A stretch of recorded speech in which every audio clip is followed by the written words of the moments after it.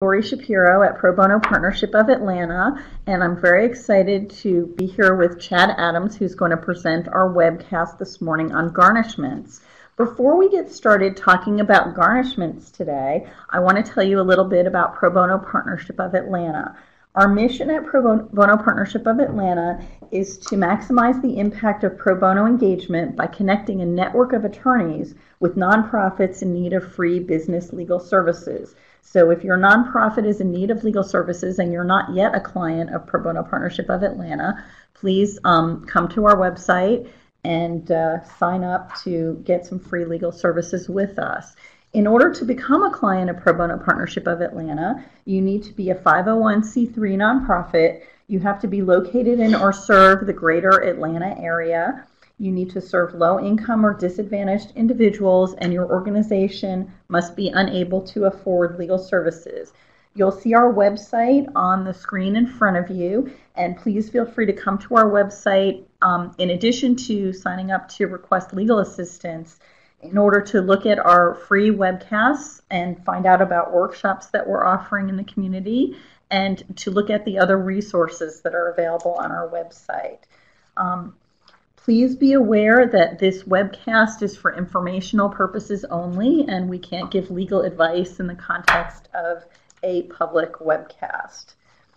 And without further ado, let me introduce to you Chad Adams. Chad is a trial lawyer with the firm of Davis Adams, and he represents victims of medical negligence and other types of personal injury claims. He's recovered tens of millions of dollars for his clients, and he has extensive experience in managing garnishments as well. And so we're very, very pleased to have you here, Chad. Thank you. Thank you so much, Lori. I appreciate it. My name is Chad Adams. I'm with the firm of Davis Adams, and today I'm going to talk to you about garnishments. And I guess the first question that everybody has is, what is a garnishment? And the short answer is that a garnishment is just a lawsuit that is filed to try to recover a debt. And it comes up in the context of a nonprofit in this way. Nonprofits have employees. Those employees go out in their normal lives away from their job with a nonprofit, and they enter into a contract or they enter into some agreement with a creditor. And if for some reason they don't pay that debt, that creditor can, under Georgia law, file a lawsuit against your employee and get what's known as a judgment, which is just a piece of paper from a court that says your employee owes this creditor a certain amount of money. That happens all the time and doesn't involve employers ever. The reason that it might involve you as an employer and as a nonprofit is that under Georgia law, under the garnishment statute in our state, the creditor has the right to file a lawsuit against you as the creditor's employer, and ask you to withhold a certain amount of your employee's wages and to pay it into the court to be distributed to the creditor to satisfy the debt. And so that's really all that it is. It's a lawsuit filed by one of your employee's creditors to collect a debt of the employee. And so I thought, that one of the what we're going to do today is we're going to talk about what a garnishment is. We're going to give you some more detail on that. We're going to talk about what a garnishment requires of you, because that's really what you want to know is, what do I have to do when I get served with a garnishment? We're going to walk through that and give you as much detail as we can. And then the other thing that you probably don't know, and what I want to make sure you leave here today armed with, is the knowledge of what is going to happen to my nonprofit if I don't do what is required of me in a garnishment, because that may surprise you and it's something that you want to avoid. So, the other question is, why am I giving this? And why am I the one that's giving this talk? And Lori was gracious enough to give that kind introduction. But I want to make sure you understand, what I have done here. In a previous life, I was an associate at a large firm in Atlanta. And in those first 3 years, I was tasked with handling garnishments for all of that firm's clients. And so everything that we're going to talk about today, I have done for corporate clients. I've never represented a nonprofit, but that really doesn't matter in this context. So I have handled and advised corporations all the way from a large national corporation that does shipping that you might have heard of to an international bank, to a sole proprietor mom and pop company that provided leasing services to apartment complexes. I have represented them all in the context of having having a garnishment filed against them for the debt of one of their employees. And in those representations, I've handled just about every factual scenario that can come up. And to do that, I had to learn this law inside and out. So the things that I'm going to talk to you about today are not theoretical. These are actual. If I give you a hypothetical today, you can assume that it's something that actually happened with my client or that has happened in a case in Georgia. And I hope that gives you some comfort because even though this can be daunting, all of these situations have been handled before, and if you reach out to the right people when you have questions, there are answers to all of these questions that will come up, and there are procedures to take care of all of this. So there's not any uncertainty about what you need to do in this. Even if you don't understand it, reach out to us, and we will understand, and we will be able to take care of it. So what I want to walk you through this. We're going to talk a lot today about what happens here and the mechanics of what happens. So I want to give you this scenario. And this is an actual situation. I can't tell you the names of any of the parties, but this is a case that I worked on. An employee of a company in Middle Georgia, not in the metro Atlanta area, goes and buys some furniture. He does it at a local mom and pop furniture shop in a medium-sized town. To do that, he puts a little money down. He borrows the rest, and he makes monthly payments.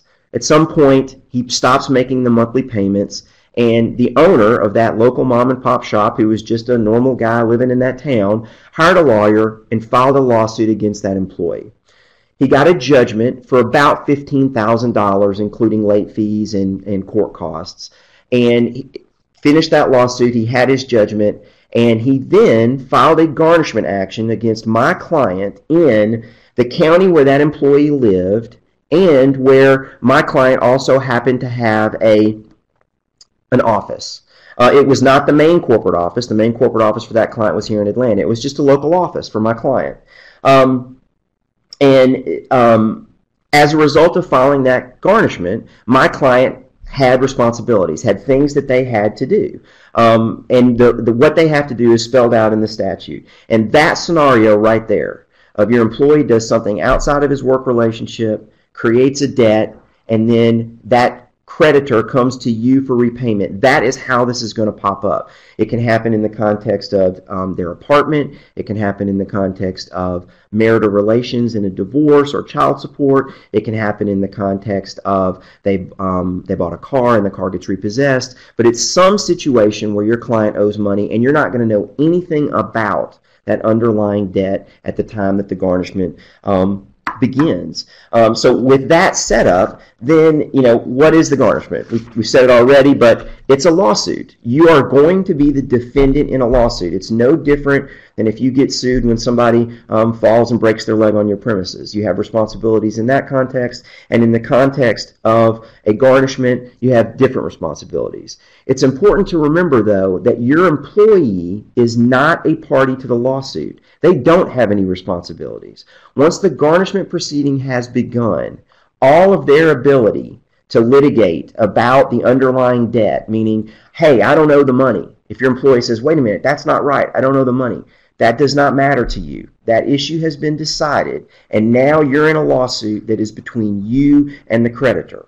If the employee wants to get involved, that's his right, but he has to go hire his own attorney to get involved in this garnishment. So while we want to treat our employees with respect and we want to let them know that a garnishment has been filed and that you're going to be withholding their wages, which we're going to talk about more in a minute, you need to remember this. You don't have any responsibilities to your employee with respect to this garnishment. You can't just take their word for it and say, well, it wasn't a good debt, so I'm not going to do anything. Now it's a lawsuit. You answer to the court, and you are adverse to your employee's creditor. All right. How do you know? What happens? What is going to happen to you that is going to let you know that the garnishment has begun? Well, the first thing that's going to happen is one of three people are going to show up at your office. Either the sheriff of the county where your office is, or one of his deputies, or a private process server is going to walk into your place of business, and they're going to hand you two documents. They're going to hand you a summons of garnishment and an affidavit of garnishment. You're not going to know what those documents are. You're not going to understand them. They're not going to mean anything to you. But that is how it begins. You will be served with process, and you will be then a party to a lawsuit in whatever county you were served. And the problem is for all employers, and especially for you as a nonprofit, is after you get served with your summons and affidavit of garnishment, literally nothing is going to happen. Nobody's going to call you. Nobody's going to hound you. You're not going to get any reminders. At that point, it's solely your responsibility to take over and do the things that need to be done. And those responsibilities are spelled out in a statute, and which is very dense and difficult to understand. And the instructions that you're going to get from the court that are going to kind of relay the instructions from the statute to you sometimes can be difficult to understand. But you're not going to get reminder emails. You're not going to get any phone calls. You're going to get handed a document by a man who has no idea what that document means. He's going to leave, and that's the end of your interaction. So the critical point here is you need to set up some processes to deal with being served with process and a garnishment. You may already have some processes in place to deal with being served with process in a regular lawsuit. You may have counsel that deals with that. You may deal with pro bono partnership on some of those issues, but garnishment is a different animal, and you need to have a process in place for when somebody walks into your office and hands you these documents that begin this process. My suggestion is always call a lawyer the very first thing that you do. We're going to talk about withholding and how that works. If you have a payroll company, ADP, Paychex, there are many competitors out there. I think even Quicken offers payroll services these days through their web portal. But if you have that person, it certainly is a good idea to notify them and find out what they can do. But there is no substitute for having legal representation in a garnishment matter, because it is a lawsuit and you can be forced to pay money if you don't respond properly, and only a lawyer can tell you that. So my first suggestion is call a lawyer the minute that you get served with those documents. Don't even try to figure out what they are. Just call a lawyer and say, hey, I've been served with these documents. I need to get them to you and get started. And pro bono partnership is always a good place to start when you're making those calls, because even if they can't handle it, they can get you in touch with somebody that can. I'm going to give my contact information later in this presentation. You're always welcome to call me directly if you want. I'm happy to help. But it seems like pro bono partnership is your first place to stop. Okay. The deputies, practical tip number one. The deputies that are, or the person that's going to bring this by, doesn't have any information about this document. Often they are off duty and not even really working. They're not paying attention. They're not being paid very much for what they do. So they are going to give these documents oftentimes to the very first person that they encounter when they get to your place of business. There are plenty of cases reported in the Georgia Reporters where sheriff's deputies have actually served customers of the person that they were trying to serve the garnishment, and courts have held that that service is ineffective. But the point is this: do not expect that the deputy that shows up at your office is going to wait to speak to the person that is in charge. That's not going to happen. They're going to give it to whoever they run into. So if the guy that's taking out the garbage that works for you part-time 2 days a week happens to be standing in the lobby of your business and he gets served with a garnishment, he needs to know what to do with that. Because if that could be effective against you, and that's the actual scenario of a person just happens to be in the lobby but is an employee, gets served with a garnishment, has been held to be effective by Georgia courts. In the more populated counties versus the less populated counties, you're going to find this process to be much more sophisticated. Fulton County, because it is the home of many employers and many banks, literally serves hundreds and hundreds of garnishments a day, often in bulk to banks, to Bank of America, to many big institutional corporate clients have their registered agent here.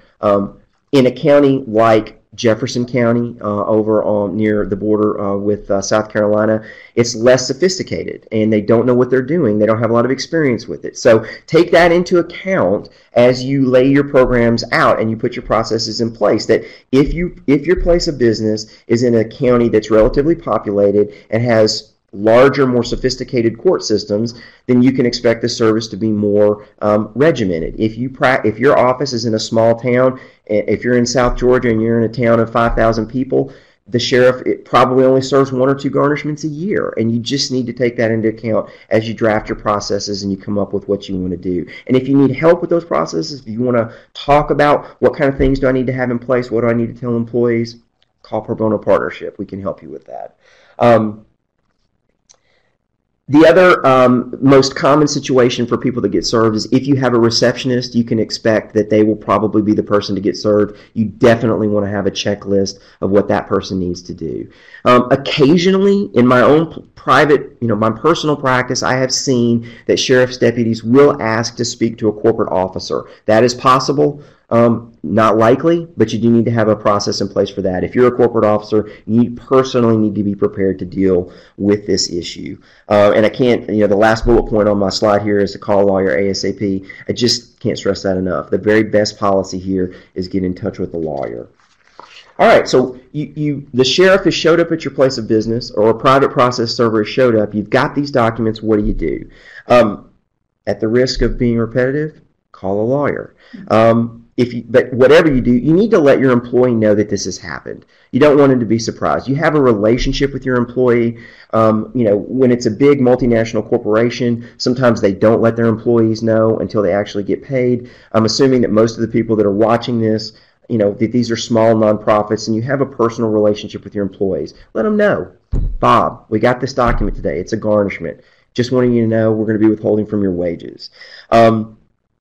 Time is critical. This is a deadline-driven business. You must file an answer, not sooner than 30 days, but not later than 45 days. And you're not going to remember that, which is the reason why I tell you to call a lawyer. But there are consequences to not filing that answer. And if you're going to get a lawyer involved and you don't let them know, you might make it more difficult or even impossible for them to do the things that they need to do to get this answer filed for you. If you're going to try to file an answer yourself, I'm advising against that, but you need to, the deadlines for filing your answer will be on the forms that you get, and you need to get that written down in a calendar as soon as you can, because there are no freebies for forgetting here. This is a very regimented, deadline-driven business. The other thing is that you need to begin withholding wages. And I understand from Lori and from my conversations with the people at Pro Bono that there are many different contexts in which the employees of our clients get paid. So if you have a service, you need to let them know ASAP. In my experience, those people are going to be sophisticated and have a compliance division which may be able to take care of your problem. They may be willing to file answers on your behalf. They may be willing to take care of all the withholding. They may even know exactly what Georgia law is. That's going to be on a case-by-case, very specific basis, and I cannot tell you without knowing more details whether your employer, whether your withholding service is going to be able to handle that. But it's worth a call to them at the very beginning to let them know. If you're just paying your employees by yourself, then you definitely need to get a lawyer involved, because the calculation for how you withhold is not as simple as a percentage. It is a percentage of your employees' wages. It's 25%, but there is a floor for employees that make less than a certain amount. The concept here being that we don't want to take all of the employees' wages to satisfy the debt, because everybody has living expenses. It's an antiquated procedure. It's not modern or current. The amount that is exempted from withholding is certainly not enough for anyone to live on, and it is very unfair because, frankly, the statute hasn't been updated in 50 or 100 years. But it is out there that there are protections for your employee about how much is withheld, and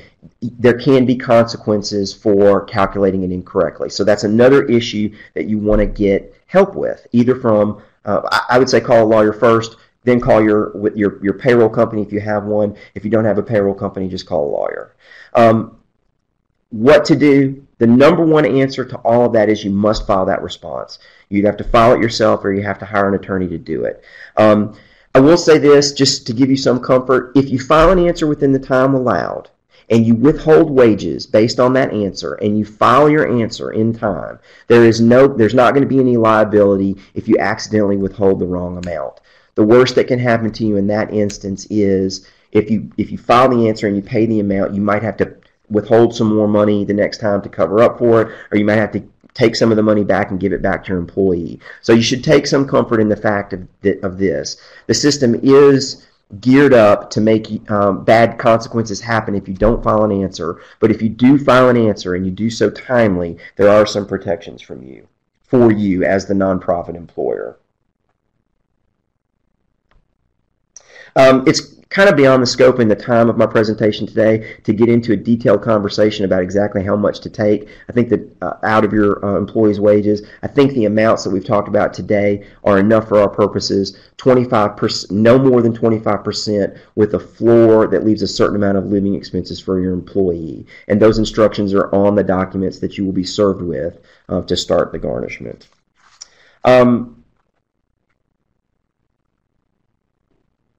Okay. The filing of the answer. Undoubtedly, some of you are going to attempt to file answers by yourself. I've already counseled you against that, but I want to give you some guidance on the lay of the land with the people that you're going to deal with when you try to file those answers. Courts are run by judges, and judges have a staff, and when you get into court, you deal with judges. I would submit to you that judges are not in charge of their court. I would submit to you that the clerk is actually the one that's in charge of the court, because you cannot get to a judge without getting through the clerk's office. Clerk's offices are territorial. It's a fiefdom of the clerk. It is very turfish. They have their rules. They don't care if they're right. They have ultimate discretion to accept or not accept your document, and there really is not much of a check on the clerk themselves. They are elected officials. Oftentimes they're not lawyers. They don't understand the garnishment proceeding. In Fulton County, they're very sophisticated. They have a very regimented process. If you don't bring their form, they will not accept it. If I'm a lawyer practicing in Atlanta and I sit down and think I'm doing a great job by typing out a wonderful pleading for my client, and I take it to Fulton County State Court to file my client's answer, and it's not printed on, it's not handwritten or typed on the actual form that the clerk created, they will not accept it. Those are the kinds of things that you will not know if you don't have a lawyer. And there are many counties in this state that don't have any forms, where you will have to come up with your documents from whole cloth. And that's something that's just really not within the capabilities of a non-lawyer. But you need to understand that the law of the land in garnishment actions to start with is the clerk and whatever person you interact with when you walk up to the counter. And they will either have no idea what you're doing, and may allow you to do things that you shouldn't do, or they will have a very definite idea of what they want, and if you don't do that, they will not accept it. So you need to get some help before you try to do this. All right, you've been served with the garnishment. You've either gotten a lawyer or you've done it yourself, and you're prepared to file an answer. What are the issues that are going to come up? The first is you don't file a response. We're going to talk about what happens for that in a minute. We've talked about what happens if you prepare an answer and you take it to a court and they say they don't want it. Then you're back at square one and you've wasted a lot of time, and now you only have 15 days to respond. But the biggest issues that are going to come up are not filing a response that gets rejected, or never even realizing that you've gotten service, which will lead to not filing a response. The three things that you need to be worried about are making sure that I'm adequately getting started on the process of garnishment when I'm served, filing that response, and making sure that that response doesn't get rejected.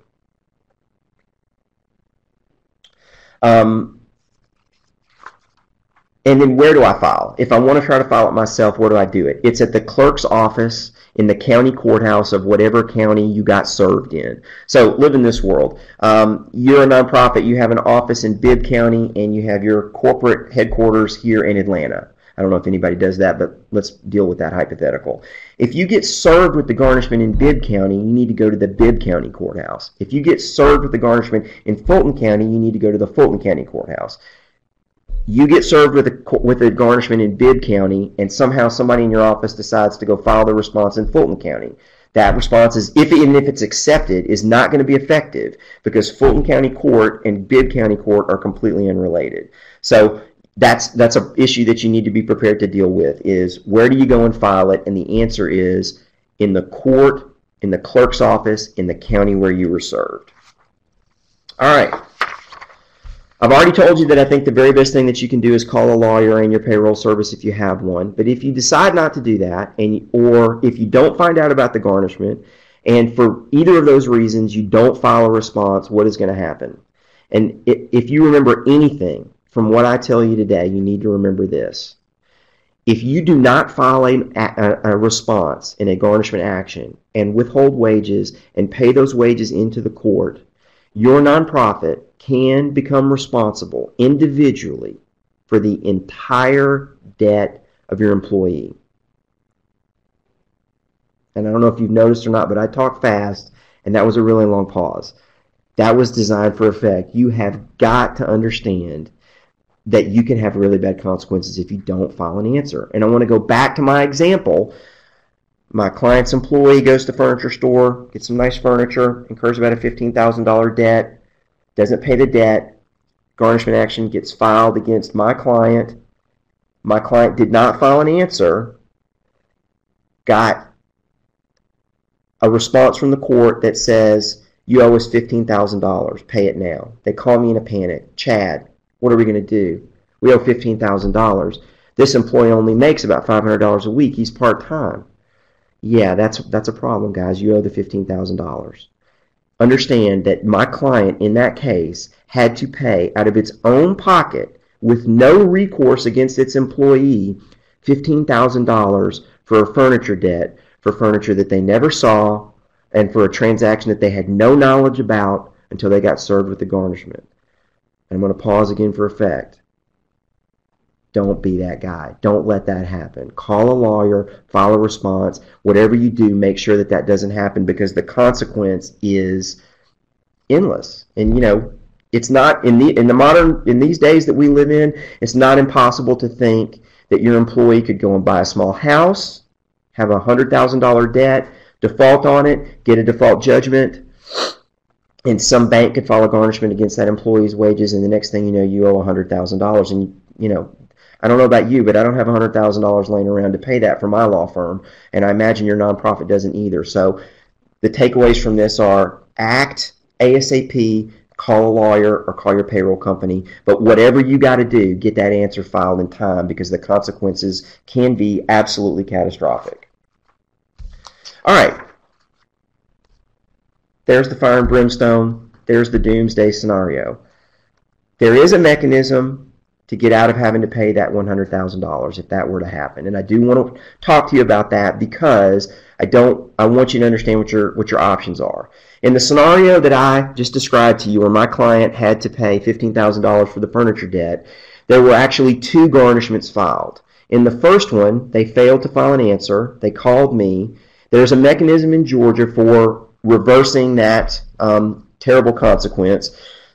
I was able to file a response for them late, ask the court we made a mistake, we're really sorry, we want to withhold, we'll start right now, we don't want to pay the $15,000, please let us do that. And the court said yes. And we were lucky. And we got a second bite at the apple, we got another opportunity. I had meetings with my client. I walked them through what had just happened. It was expensive. My time was expensive. It's a 30 or 40 hour proposition to file that motion and get that judgment set aside and get started over again. I went and met with my client. I sat down. I explained to them what they needed to do. I said, you got to get a system in place at this particular office. This was a big national corporation with a small office in a small county. They said, gosh, Chad, we really appreciate you taking care of that for us. We're going to make sure this never happens again. A month later, it happened again. And this time the court did not like our argument, and they did not give us any relief from the judgment, and they made us pay it. So the answer, the takeaway from that is this: there is uncertainty if you don't file an answer. If you file an answer and you pay money, it's very certain what's going to happen. If you don't, there's uncertainty, and my suggestion is to avoid that uncertainty if at all possible. Takeaways, and this slide's called miscellaneous on the slide presentation that you're looking at.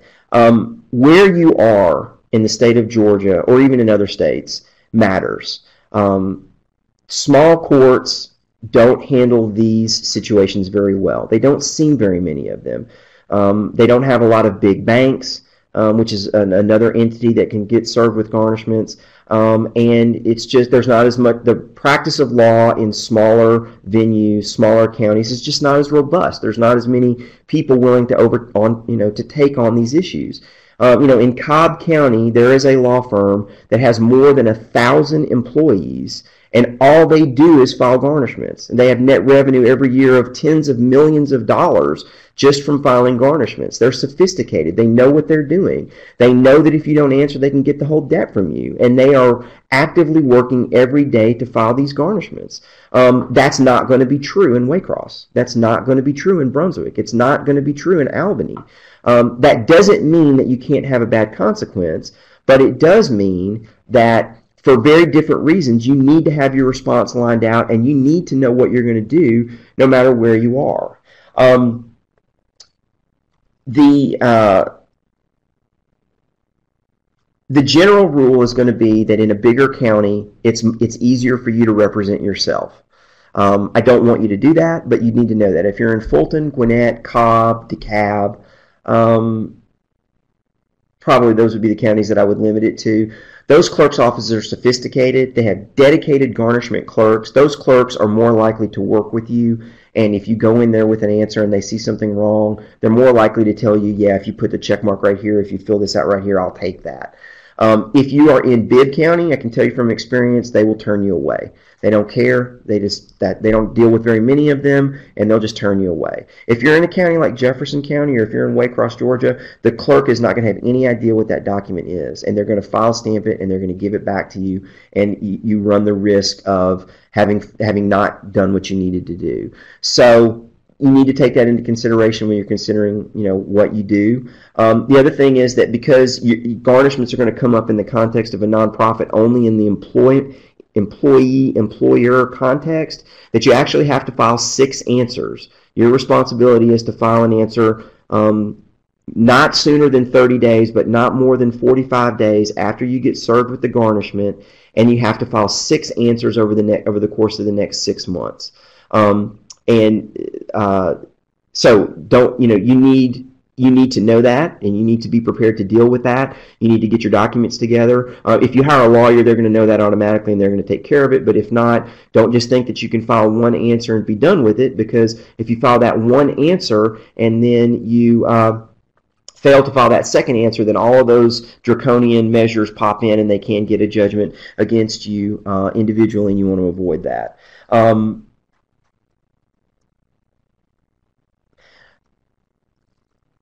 It's impossible without actually going to the clerk's office to find out if an individual who is not a lawyer is able to file an answer on behalf of a corporation. I have seen a wide variety of responses in my own personal practice to this. The client that had that paid the $15,000 judgment in Bibb County that I represented filed their own answers. They never asked me to file their answers, and they had those answers filed and signed by a paralegal. There are courts in the state that take the position that that is the unauthorized practice of law, and they summarily reject those answers. That's not always the case. If you hire a payroll company is not going to have, and they are willing to file answers for you, they are not going to have a lawyer sign that practices in the state of Georgia, and I have seen those answers rejected and accepted. But you just need to be aware of the fact that if you are the director of a nonprofit and you are not a lawyer, and you get a garnishment and you decide to file your own response, you just need to be prepared for the fact that they may just not accept your answer just because you're not a lawyer, and you won't know until you get there. So we're back to the uncertainty of trying to file your own answer. And if it were me, and if you're asking me for advice, I would say don't do that. Hire a lawyer, make sure that way you don't have any problems, because even in the same court, sometimes you get a different response. We've already talked about the fact that the clerk's offices themselves are fiefdoms, and that they run the show, and that whatever they say goes. But I want to say that again, because until and let's talk the mechanics. I didn't hit the mechanics of this earlier, but I want to hit it now. Filing an answer does not mean that you put it in an envelope with a stamp, correctly addressed, and put it in a mailbox. That means nothing. A correctly filed answer is an answer that bears a ink file stamp from the clerk's office. The only way that you know that you get a file stamp copy is if you personally walk into the clerk's office, hand them one copy to keep, and hand them another copy and say, hey, would you be kind enough to file stamp this for me so I have proof that I was here? If you mail an answer and it doesn't get filed, that's your responsibility. The law is clear on that. You don't get any do-overs for having mailed it to the wrong address, or the post office was having a bad day, or it accidentally got stuck under somebody's desk and it never got file stamped. Constructive receipt by a clerk's office is not effective. The only thing that works is a document with a file stamped copy. A document with a file stamp on it. That's another area where getting legal advice is the best way to go, because a lawyer knows that he's going to take care of that. But if you do choose to do that, understand that if a clerk tells you that they're taking it and they don't give you back a file stamped copy, it's going to be your word against the clerk, and that's not going to work out for you. In Fulton County, that's a big deal because they file hundreds of answers a day. The law firm that I just mentioned to you that has more than 1,000 employees probably files 1,000 they don't, but they probably file 1,000 garnishments a month in the city of Atlanta. So the city of Atlanta and Fulton County courts are taking in on a monthly basis 1,000 answers. They can't remember your one answer. If you're in Jefferson County, the clerk may go, oh yeah, well that's right, I remember Sally came in and filed the answer, and that's great. But they're not going to remember you in Fulton County. So the only proof that you have is a file stamp copy, and that's the kind of thing that only a lawyer is going to know. This has been a high-level discussion of garnishment. I've not drilled down on the details of any of these situations, but I want to leave you with the things that I think are the most important for my clients when I'm helping them with garnishments, and therefore I think would be the most important things to you. And one is, you got to call a lawyer. I think it's a huge mistake not to. Some of you are going to try not to, and I get that, but I want the biggest first takeaway today to be to file an answer. The second thing is that timing is critical. This is a deadline-driven business. You cannot file your answer on the 29th day. You can file it on the 30th day. You cannot file your answer on the 46th day. You can file it on the 45th day. There's no leeway. If you're not prepared to rattle those dates off when I quiz you on it, then you're not prepared to file an answer on behalf of your nonprofit, and you need help, and you need somebody who's going to calendar those things and make sure that they get done, and somebody that on the 43rd day is going to look at his file and say, do I have a file stamped answer for Bob's nonprofit? And if the answer is no, he's going to kick it into gear and make sure that that happens. That's the reason why I think you should hire a lawyer. And the biggest and the corollary of all of those is, if you don't follow the first two bullet points on the garnishment takeaways slide, and I'm going to pause for effect again, it can result in personal liability for your nonprofit. And there's no limit to how much that liability can be. So I want you to think about that when you're making your decisions about whether you're going to call a lawyer, or you're going to call pro bono partnership and try to get help, or whether you're going to try to file an answer yourself, that the consequences of not filing an answer can be catastrophic. And ask yourself, am I willing to risk a catastrophic result if I don't file these answers correctly? And I know that that sounds alarmist, and I know that it sounds draconian, but what I don't want to happen is get a call 70 days after the garnishment was filed and say, hey, I never filed an answer to this garnishment. What am I supposed to do? And I get the two documents, and I call you back and I say, yeah, did you realize that that judgment was for $150,000? Because that's an unpleasant conversation that nobody wants to have. I don't want to have it, but you surely don't want to have it. So when you're doing this, and when you're thinking about this, and when you're talking with your people, and when you're making your plan for how you're going to do it, just remember that the worst case scenario is really, really bad, and a little bit of expense, or the time of a call to pro bono partnership to get connected to someone who may not even charge you anything, is much less intrusive and much less difficult than paying a judgment that you didn't know anything about and you didn't have any responsibility for, and maybe the end of your nonprofit. It could be that way. I want you to avoid that, and I hope that the things that we've talked about today have been helpful. My name is Chad Adams. My law firm is Davis Adams. You're welcome to Google me and call me anytime you like. Lori will have my contact information, and I'm working with Lori and Rachel on being able to help pro bono partnerships clients with garnishments as we go forward. I'm happy to do that. I hope this has been informative. It's been very high level. It can be overwhelming, so if there are any questions, I debated taking questions all the way through or waiting till we get to the end, and in the middle of the presentation today I decided to take them at the end. So if you have any questions for me, now is the time to do them. I'm available. I'll be here as long as it takes to answer them, but I hope that this has been helpful, and that if you have any questions that you'll reach out to Pro Bono Partnership and get the help that you need. And I appreciate you taking the time to watch today. Thank you. Great, thank you, Chad. There's one question, and it relates to one of the scary scenarios that you discussed.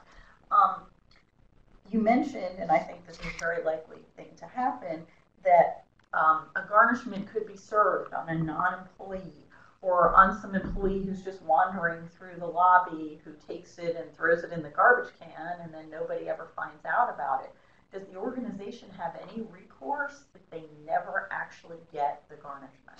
Yeah, so the question is, does the nonprofit have any recourse if the powers that be at the nonprofit never get actual notice from that the garnishment exists? And the example that Lori gave was that somebody just happens to be walked through the lobby, they get served with the garnishment, they promptly dump it in the garbage can, and nobody ever finds out about it.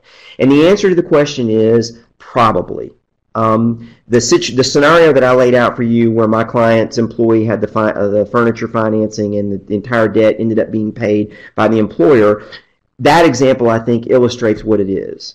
The first time you get to the court, if you've got a good corporate witness there who says, we never saw this, we have processes in place, we never found out about it, if we had, we would have done it, all we want is the opportunity to withhold from our employees' wages and give this creditor what they are entitled to under the garnishment statute, it is a very salty and unhappy judge that does not grant that request.